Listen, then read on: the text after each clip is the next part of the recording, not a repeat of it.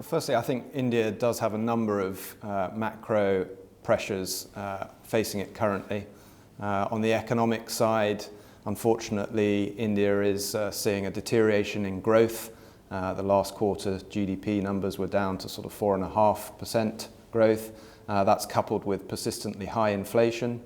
The country still has a current account deficit and a budget deficit, and the currency remains relatively weak. So a number of economic issues that the country continues to battle with. And on the political side also, there is continued pressure on the politicians who have been, I think, undermined partly through ongoing corruption scandals and have been rendered somewhat incapacitated in their ability to push through reforms, particularly now as we're in the run-up to elections next year.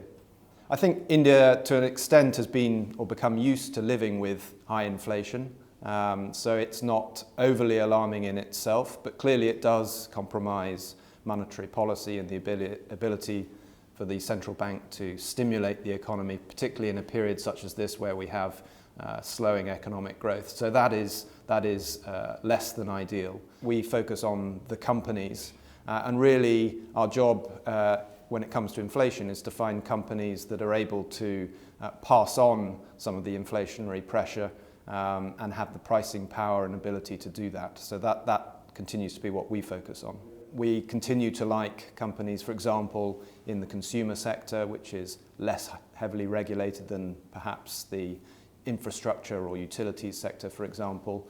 And that, I think, gives us an advantage.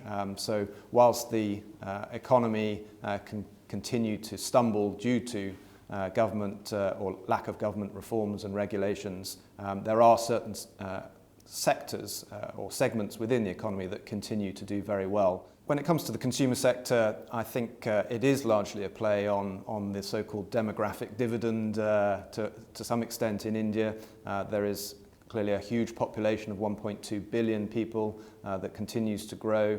And within that, rising wealth levels and spending power that benefits many of the companies that we're invested in the consumer sector. And these companies continue to do very well, continue to deliver double-digit growth in revenues and earnings. The Indian market has been something of a laggard this year. It had a reasonably good second half of 2012, performed strongly relative to the rest of the region, but that rally has not continued into 2013. I think that does create some opportunities. From a valuation perspective, India is still at a premium to some of the other countries in the region, but by its own historical levels, it's looking fairly reasonably valued at around 13 to 14 times forward earnings. So there are still, I think, opportunities from a valuation perspective, and that continues to be a key focus for us as we identify new opportunities. We are overweight India relative to the region, and that really reflects the fact that India continues to be a great source of opportunities, investment opportunities. It's home to a great number of very well-run companies. These are world-class, professional businesses. We find subsidiaries of multinationals in India, as well as excellent homegrown companies that we fail to find elsewhere in the region.